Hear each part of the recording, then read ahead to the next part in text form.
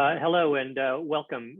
Thank you, Madam Secretary, very much for joining us at the Export-Import Conference. I'm sure there's a lot of folks very interested in what you have to say today. Let me get right into it. The big news in Washington right now, of course, is the reconciliation package. And I think the part that has caught businesses' eyes most is the planned tax increases that the president has proposed and Democrats in Congress have proposed to pay for it, in particular, the increase in the corporate tax rate, more broadly, an increase in the minimum international tax rate. A lot of concern that this will hurt American businesses' competitiveness. Madam Secretary, what's your answer to that? In the president's agenda, what should businesses be worried about? What should they be applauding in terms of the impact on their ability to do business? Yeah, thank you. It's nice to be with you. So the president's package is good for business. When I talk to businesses and ask them, what would it take to enhance their competitiveness, which is the goal, of course, to be globally competitive? They say we need better infrastructure in America. They say all Americans ought to have broadband and digital skills. At the top of everyone's list is a better trained workforce and better trained talent supply in America.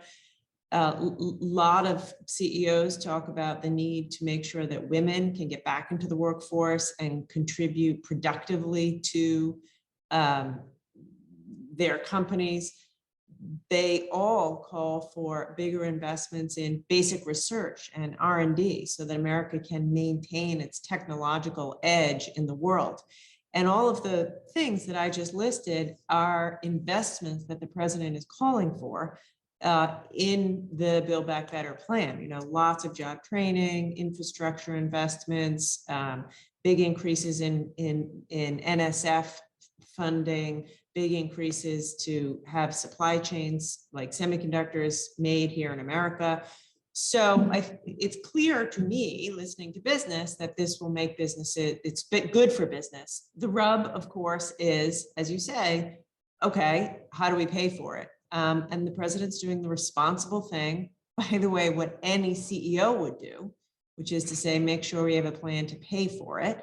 And he's calling for increased corporate taxes. And I will say that the American tax code is broken, right? Like the fact that you had dozens and dozens of the largest, most profitable American businesses last year paying nothing in corporate taxes is I hope we can all agree is a problem.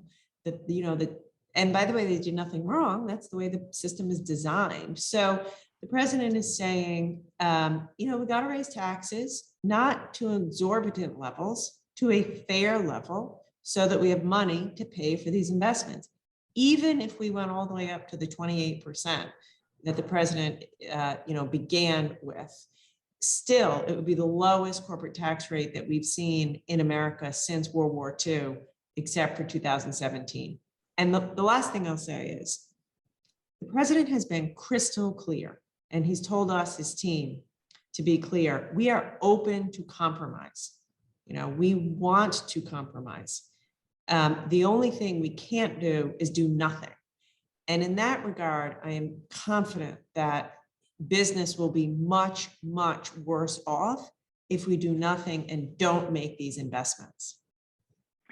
Of course, one of the reasons that the previous administration lowered the corporate rate was because businesses said that it had made them very uncompetitive vis-a-vis other countries where the rate is much lower even than the 21% that it was reduced to. This was discouraging the location of jobs and investment in the United States. So shouldn't the United States be concerned that by raising it even only back to, say, 26 or 28%, that lack of competitiveness will once again become a burden on locating jobs and investment in the United States? So you identify obviously a very critical issue. That's why, along with the proposal to Congress to increase the rate, President also is leading around the world to have a global minimum tax to make sure that, to prevent against the risk that you identify. And that is going incredibly well, which I also think is a credit to the president's leadership. I think over 130 countries have already agreed to sign on to the president's global minimum tax to have, to kind of prevent the race to the bottom that you identify. And so there's some harmony across the world with respect to a floor of a tax rate. Thank you. Another issue, obviously, that's a lot on businesses' minds these days, of course, is the COVID-19 pandemic and the persistent virus and the very dangerous and virulent Delta strain. And the president announced a week or two ago that in response to this, he was going to require businesses with more than 100 employees to have their employees be vaccinated or be tested once a week. There's been some concerns raised about this among businesses about employee privacy and about compelling them to take certain measures, but also given that we are in a situation with unusually tight labor markets, a lot of job openings, and a lot of trouble holding on to employees, there's a real concern that forcing employees who don't want to be tested or vaccinated to do that could cost them jobs, and that will be a severe economic setback. What's your answer to those concerns?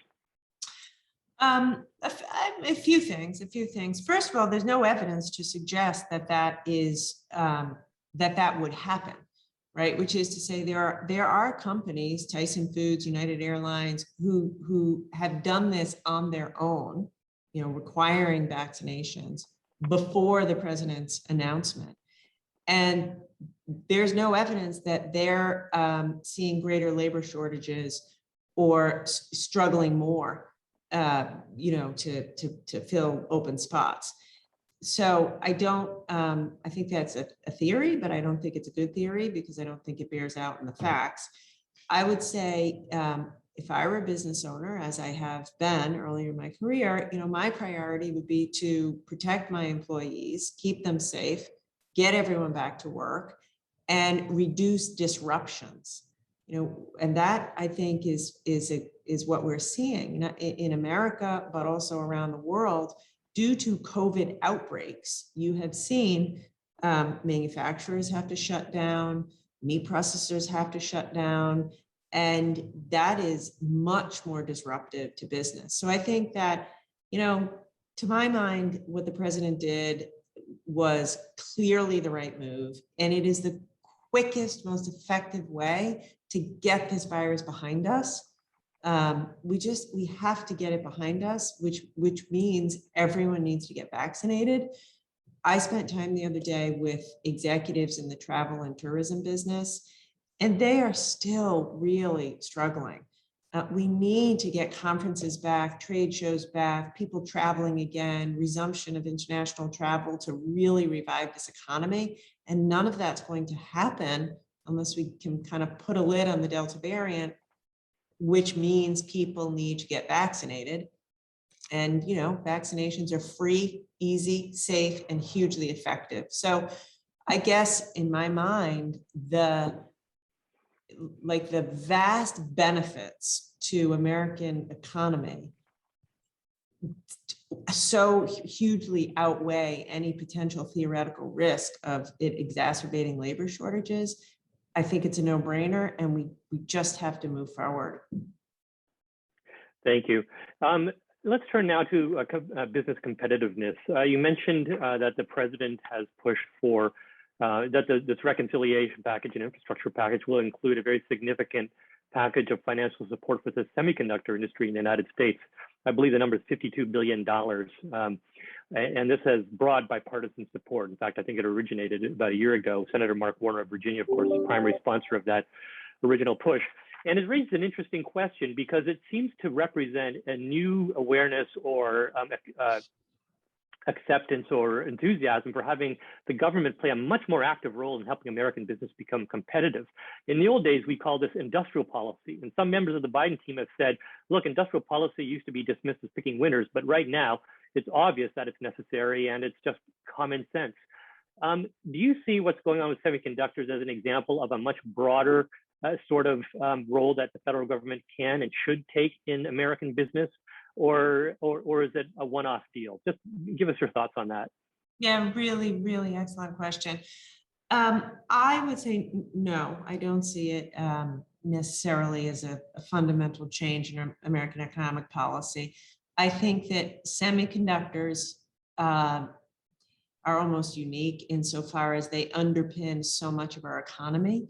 As as our economy becomes more digital and more data-based, semiconductors are the building blocks of our economy. Everything digital requires semiconductors.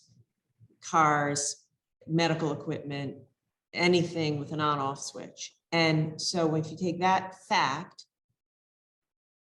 juxtaposed next to the fact that right now in America, we make 0% of the world's leading edge chips, and 70% of the world's chips are made in Taiwan, that we have to take bold action to remedy this situation.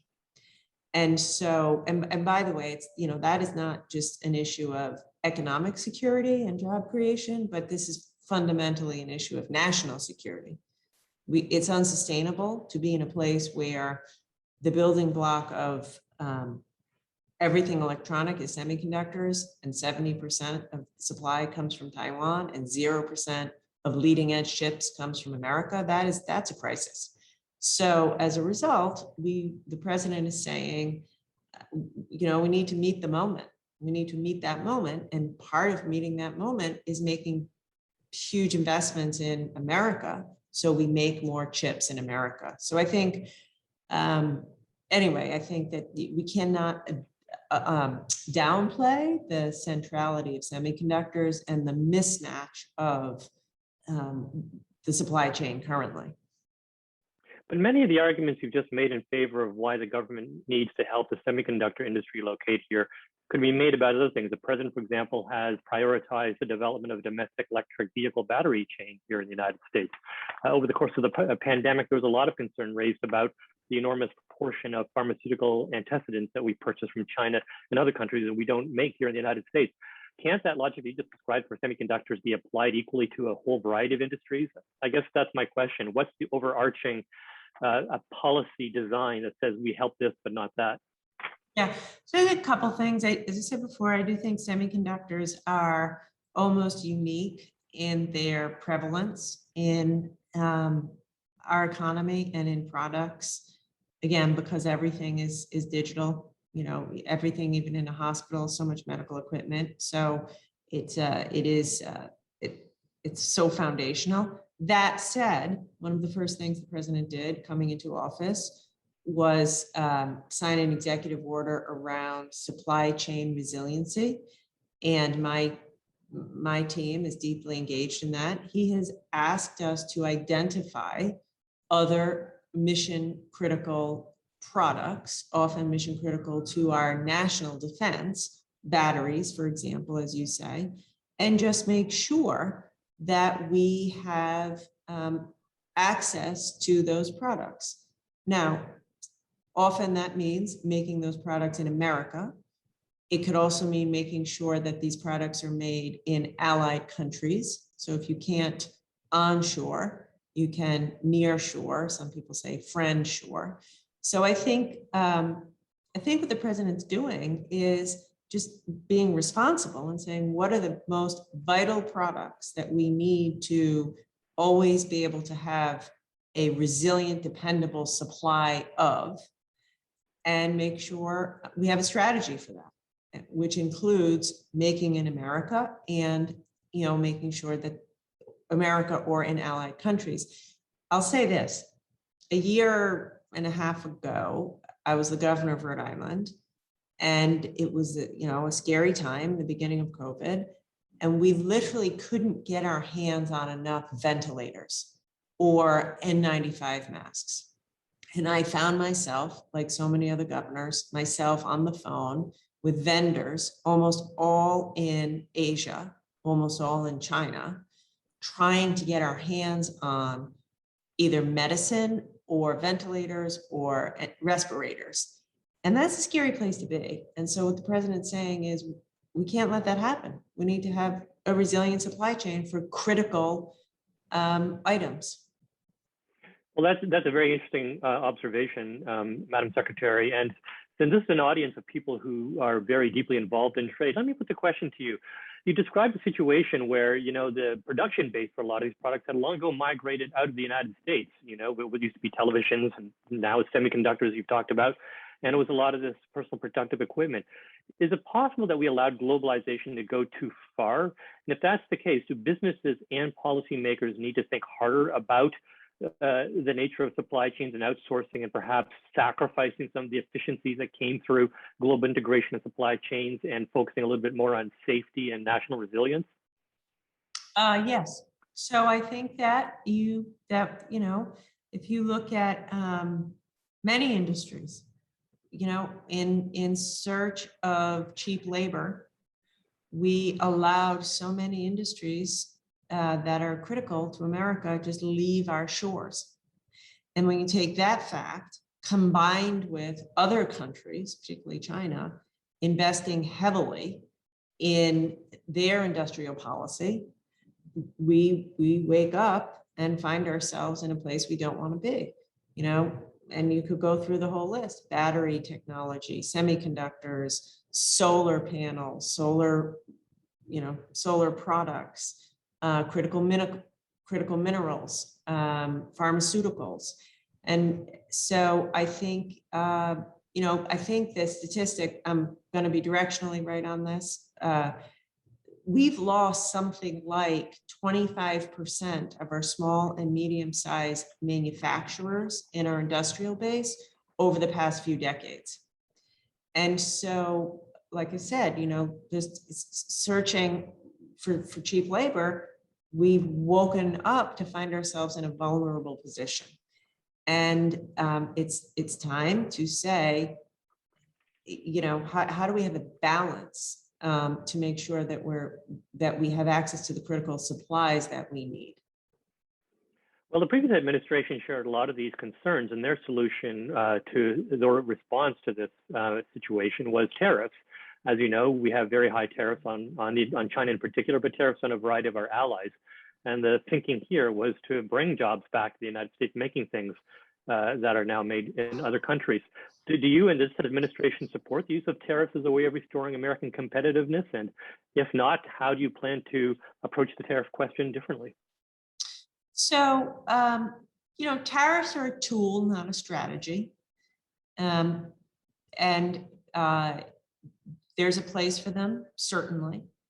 For example, in the 232 tariffs that the prior administration put on steel, I don't think President Biden, I don't think we would have done that necessarily, particularly using 232 or the way they did it.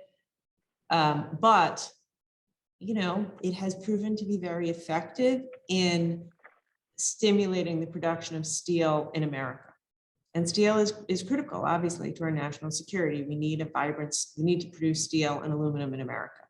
And if you look at the production of steel before the tariffs in the US versus now, that has been effective. Now, along the way, we've really alienated Europe and some of our partners. So that's not a good thing. But, all of which long-winded way of saying, I think there is a role for tariffs. What the president is urging us to do, though, is to step back from that and say, we believe in free markets. We believe in a globalization of trade and a global supply chain and obviously doing business in a free market way. We believe strongly in domestic investment, in job training, infrastructure, competitiveness, semiconductors. We believe in, working with our allies. And though we also have to make sure that everybody plays by the rules. And in certain countries, China specifically hasn't played by the rules, doesn't play by the rules, doesn't enable some kind of a level playing field. So I think the strategy is to stick up for American businesses and stick up for American workers to make sure that everybody plays by the rules, to work closely with our allies, to make big investments in America so we can be competitive, and to use tariffs, if and as necessary, as I said, to make sure everyone plays by the rules and doesn't in certain cases, doesn't just dump excess supply into America of certain products, which artificially drive down the price and hurt American business and workers. I was wondering if you can share with us whether there's any progress made in the president's review of the tariffs on China, and whether we can expect, whether you can tell us where you're thinking of going next on that issue. We are continuing to do that comprehensive review of all the tariffs. I think, it's what I just said. We want trade. We want a robust commercial relationships with China. We want our businesses to be able to access that market. Having said that, like I said, China's actions have been anti-competitive, unfair, and undercutting to American workers and businesses. So we need a level playing field, and we need them to follow the rules. By the way, it's not just tariffs, it's IP. They need to protect your IP. It's currency. The president's clear, which is to say, we want trade, but we can't let our American businesses and workers be taken advantage of by countries that are anti-competitive and engage in unfair, practices. The Commerce Department under the previous administration had also become a very important tool in the competition with China via the designation of entities, the so-called entity list, saying certain companies, Chinese companies, could not receive certain exports from the United States because this was considered detrimental to national security.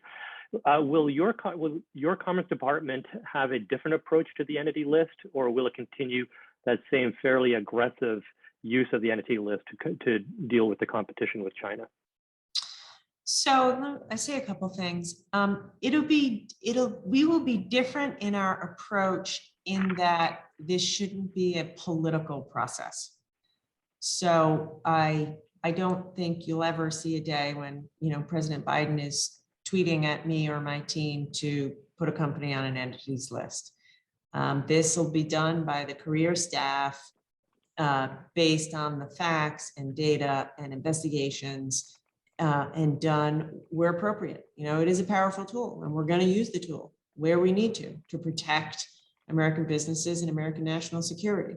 But it's not going to, it'll be thoughtful and deliberate, pursuant to an extensive process with a careful evaluation of the facts, and not, political.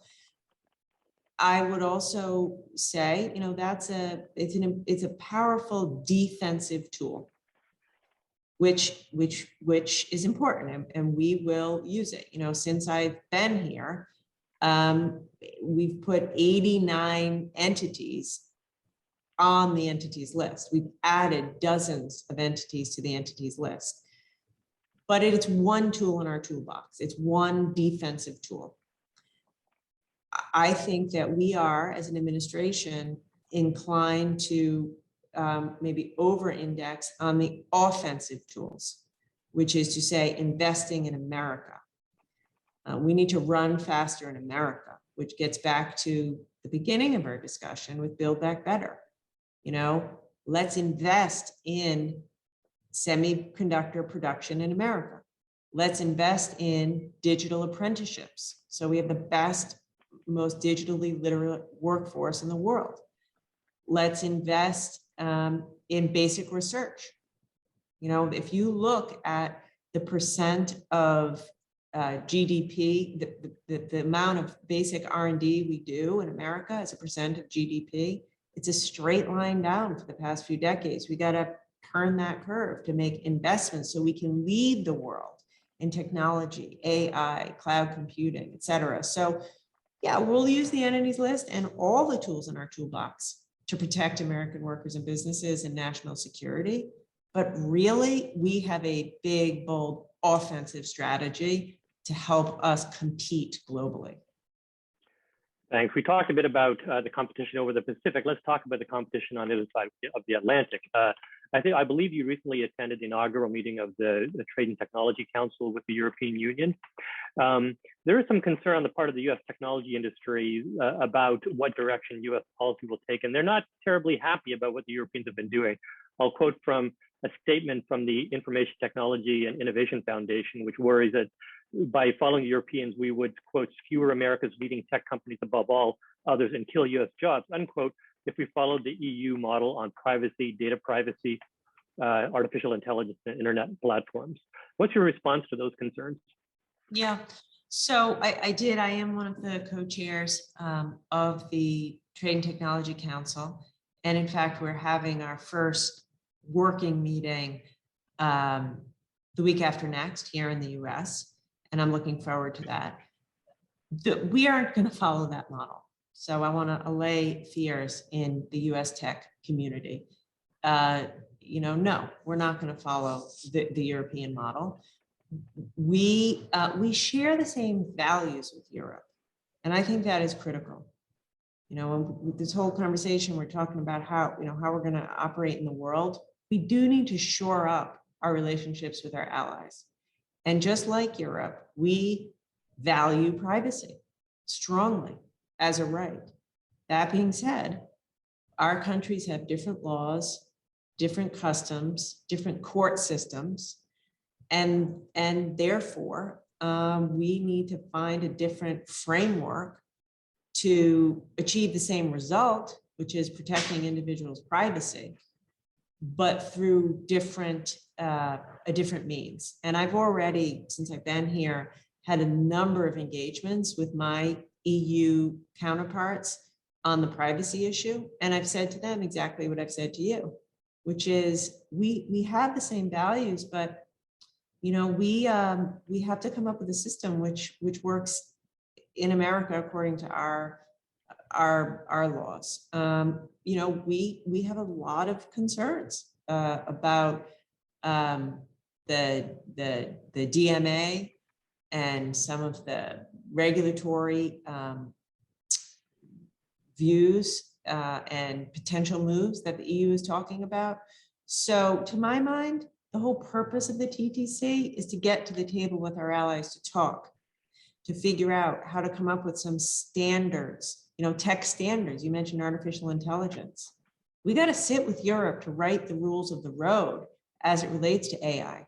Because I'll tell you, if we don't, then autocratic governments like China will write the rules as it relates to use of AI. And that will be bad for all of us. So anyway, we're going to sit with them. We're going to find common ground. But no, we're not just going to adopt their views. Thank you. We have just a few minutes left. Let me ask you about something that's on the mind of a lot of folks these days, and that's cybersecurity and ransomware. We've seen several devastating attacks on American companies from foreign actors through ransomware. The Commerce Department, of course, is tasked with coming up with a strategy for the private sector in partnership with the federal government to try and defend against these attacks. What have you got in the works on that front? What can we expect from Commerce in coming months to help strengthen U.S. defenses against cyber attacks and ransomware? Yes, thank you. As you say, it is a huge issue. It's actually becoming a bigger issue every day. So what we are doing here at the Department of Commerce is leading an effort with industry to move towards some, best practices and standards to help businesses, particularly smaller businesses, so they know how to protect themselves. It's actually stunning what percent of cyber attacks could be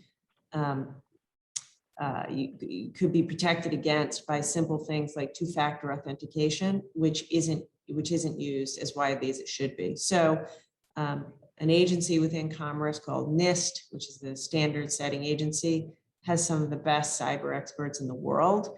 And we're right now going through a very deep engagement with industry around seeing if we can set up some kind of policies, frameworks, best practices that industry can use, because that's obviously so important. The president had a convening a few weeks ago in the White House of several dozen leading companies in America. I was part of that. I led one of the work groups to that. And we're going to have deep engagement with industry to come up with some creative solutions to help industry become less vulnerable to these attacks. Are some of these suggestions likely to be mandatory, like mandates as opposed to guidelines?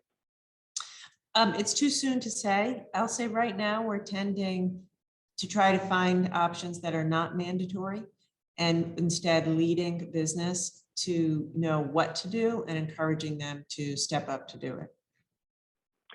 Secretary Raimondo, we've covered a lot of ground. I want to say thank you for taking some time out of your day to talk about all these issues with us. It was a pleasure talking to you. Thank you. Thank you, Greg. Thank you for your time. Okay.